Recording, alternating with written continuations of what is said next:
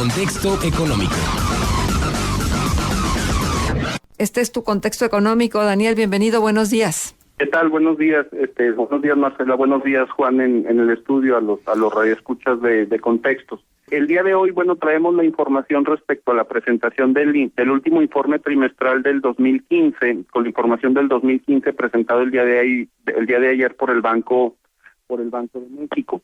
En congruencia con el mandato constitucional de la conducción de la política monetaria por parte del Banco de México, este tiene que estar dando un informe del comportamiento de la actividad de la política monetaria de nuestro país y lo presenta de esta manera, de manera trimestral, y recordemos que el objetivo del Banco Central tiene que ver con buscar la estabilidad del poder adquisitivo de las familias en México a través del control de la inflación, que durante el año pasado estuvo en el margen del objetivo del 3% más menos 1%. Ahora bien, lo que es relevante para este informe que presentó el día de ayer Agustín Carstens tiene que ver con, el resumen del contexto en el que se da este comportamiento de los precios del Índice Nacional de Precios y Cotizaciones en el escenario nacional. Y el documento del Banco de México, este informe que sería al cierre del 2015, es importante destacarlo porque hace un par de años lo está presentando de manera trimestral, por lo regular lo había estado haciendo durante los últimos años de manera anual, sin embargo, la forma de presentación cambia, y en este informe trimestral nos habla del comportamiento desfavorable que se está dando en el escenario internacional y el comportamiento complejo que se está presentando en los escenarios internacionales. Bajo este contexto, bajo estas consideraciones, si bien es cierto el comportamiento de la inflación ha sido exitoso, también se considera que durante el 2015 se registraron episodios recurrentes de volatilidad financiera con tendencias a la baja en los precios del petróleo y un gran nivel de incertidumbre cerca del momento y el ritmo con que se normalizaría la postura monetaria en Estados Unidos.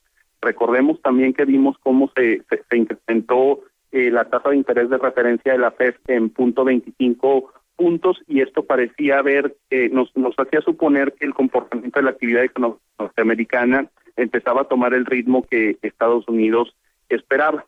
Pero en este informe nos presentan que la actividad de crecimiento económico en Estados Unidos pasó del 2% de un trimestre al 1% al último trimestre, y esto sí en verdad me parece que son malas noticias para la economía mexicana, que de alguna manera había sido el ancla que le había dado estabilidad al comportamiento económico en México. También parte del informe que presenta el Banco Central de nuestro país nos habla que en diciembre se llevó a cabo el primer ajuste del objetivo de la tasa de fondos de la Reserva Federal, lo cual fue transitorio, y que esto también tiene que ver por el comportamiento, perspectivas y crecimiento de las políticas económicas en China, que es otro factor que está brindando inestabilidad en los mercados internacionales.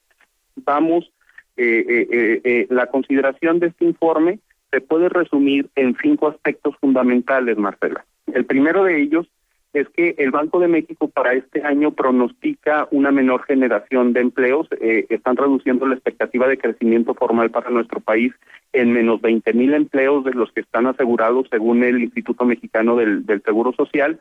Y ahí es donde se ve ya el efecto de este comportamiento del petróleo, el efecto de las tasas de interés y, por supuesto, el otro tema que es el incremento de las tasas, perdonando la expresión, de las tarjetas de crédito y el menor crecimiento económico. Como primer factor. El segundo tema que está planteando el informe trimestral del Banco de México nos habla de que se está prendiendo un foco rojo para la economía mexicana a través de la reducción de las perspectivas de crecimiento, a través de las reducciones de perspectivas de crecimiento de Estados Unidos, y como lo habíamos comentado en otros análisis, esto no se había estado presentando en los últimos meses, lo que de alguna manera le permitió a la economía mexicana enfrentar el vendaval internacional, con un poquito mayor, con un poquito más de solidez. El tercer efecto tiene que ver con la continuidad de la volatilidad financiera en el escenario internacional, que parece que no va a cesar en los próximos en los próximos meses. El cuarto aspecto dentro de este informe tiene que ver con que el comportamiento del tipo de cambio va a duplicar el déficit en la balanza comercial. ¿Qué quiere decir esto, Marcela?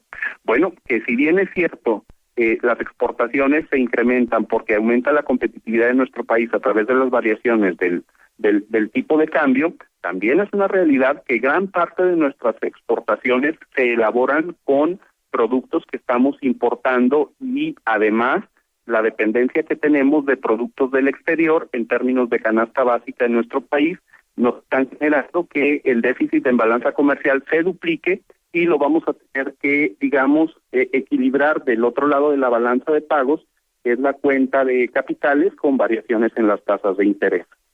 Y el último factor que vamos a enfrentar en los próximos meses y que es parte de este análisis que nos presenta el Banco de México, tiene que ver con la desaceleración de la economía mundial que sigue presente y de hecho maneja perspectivas que van a reducir el crecimiento del mundo en los próximos 2 años. De hecho, la conclusión del informe de Banco de México es reducir la expectativa de crecimiento de nuestro país del 3.25 al 2.5, que pasó ahora del 3 al 2% del Producto Interno Bruto. Ese es mi comentario. Daniel, ¿hubo una apreciación del peso después de estos anuncios? ¿Daniel? Bueno, vamos a hacerlo así. Te estoy oyendo muy mal, se está como cortando. A ver, vamos a ver si podemos. Déjame volverte a preguntar. Te decía que si hubo una apreciación del peso frente a los anuncios del Banco de México. Sobre todo hubo una apreciación del peso mexicano, Marcela, porque dejaron abierta la chequera. Recordemos que parte de las decisiones de hace un par de semanas por parte del Banco de México fue eliminar las subastas de los 400 millones de dólares diarios por tener la chequera abierta y utilizar la Reserva Federal conforme fuera necesario. Y le recuerdo al radio escucha que nos está atendiendo que del 17 al 19 de este mes, del mes pasado, se gastaron 2,000 millones de dólares simplemente en mantener el tipo de cambio.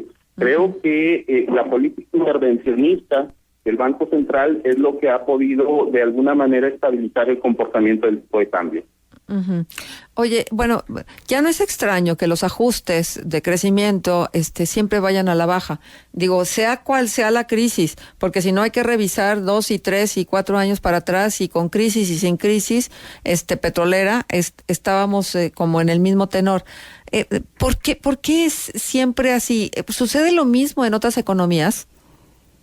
Me parece que no, Marcela, pero aquí el punto que debemos rescatar, que viene en libro de economía, tiene que ver con el tema de las expectativas. Mucho del funcionamiento de la actividad económica en política, en macroeconomía, tiene que ver con las expectativas de los inversionistas. Y lo que busca el Banco Central y el gobierno federal es dar esto, tranquilidad a los inversionistas, generar buenas expectativas para que las condiciones financieras vayan en mejor. Por eso siempre es una visión, me parece, muy optimista del comportamiento económico y bueno, siempre la realidad suele ser un poco más cerca. Uh-huh. Bien, ¿y eso cómo afecta? Porque cuando hablamos de estos anuncios a nivel Banco de México, a nivel secretarías, generalmente no vemos la manera como de aterrizarlo a nuestro entorno más próximo, más inmediato. Estos anuncios, ¿cómo afectan a cada una de las entidades y cómo afectan ya a los municipios y a quienes constituimos, pues, el grueso de la población? Mira, en 3 aspectos muy básicos. Menos empleos formales de estos que te permiten acceder a Infonavit y a Seguridad Social, a vacaciones y todo este tema de estabilidad para el trabajador. Ese es el primer impacto. El segundo es en la precarización de los salarios. Van a surgir los pocos empleos que se generen con salarios un poquito menos competitivos, menos adecuados para las necesidades de la población. El otro factor es el incremento de las tasas de interés que van a pegar en el costo de la tarjeta de crédito, que va a pegar en tu hipoteca, y eso, y lo reciente por lo regular la población. Bueno, pero la hipoteca siempre y cuando hayas contratado la hipoteca con tasa variable, ¿no? En tasa variable, estamos de acuerdo, siempre y cuando haya sido en tasa variable. Me parece que esos son los tres principales impactos que vamos a ver en los próximos meses en la economía mexicana. Bien, y que van a afectar la población. Pues habrá que estar atentos, ¿no? A todo esto que está sucediendo. Pues Daniel, muchísimas gracias por estar con nosotros, por conversar sobre estos temas económicos, que a veces quisiéramos mejor darle la vuelta porque las perspectivas tampoco es que sean muy esperanzadoras. Mi recomendación, Marcela, es que entren a la página del Banco de México, descarguen este informe trimestral y bueno, son 85 páginas de una lectura económica, pues que a quien le interese le da una visión muy general de lo que está sucediendo. Bueno, no muy clara, no muy general, perdón, muy clara de lo que está sucediendo en la economía mexicana. Oye, Daniel, espera, déjame, porque si no voy a lamentar no preguntártelo.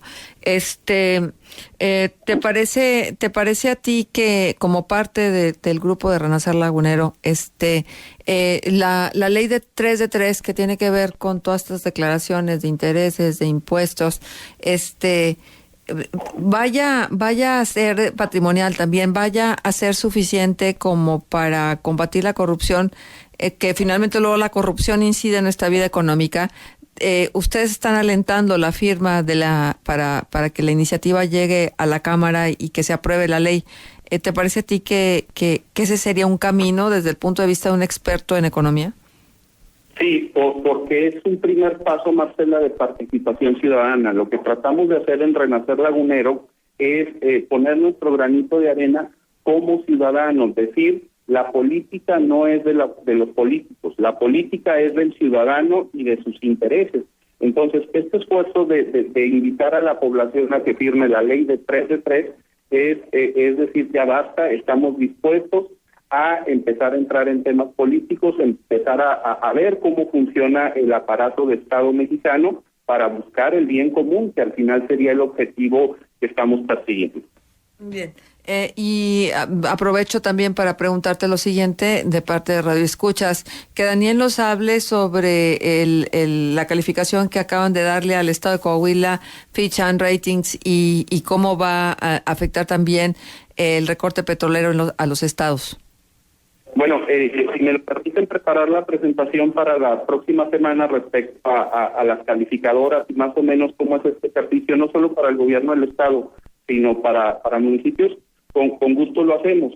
Lo que sí es importante es que este tipo de instrumentos muestran la viabilidad financiera de cualquier entidad que permita ser evaluada, y en ese sentido, si emiten productos financieros, les da la oportunidad de que la gente pueda acceder a ellos bajo ciertas condiciones económicas y que a su vez se pueda reinvertir en el funcionamiento y en la mejora de la institución, en este caso, que es calificada. Ahora, por el otro lado del tema de los precios petroleros, definitivamente va a afectar el gasto corriente de estados y municipios. Bien, pues muchísimas gracias. Ahora sí, Daniel, y perdón por prolongar la conversación cuando ya la habíamos despedido, pero creo que valió la pena. Muchísimas gracias. ¿Nos dejas punto de contacto? Estoy a sus órdenes en danerto@hotmail.com. Muchas gracias.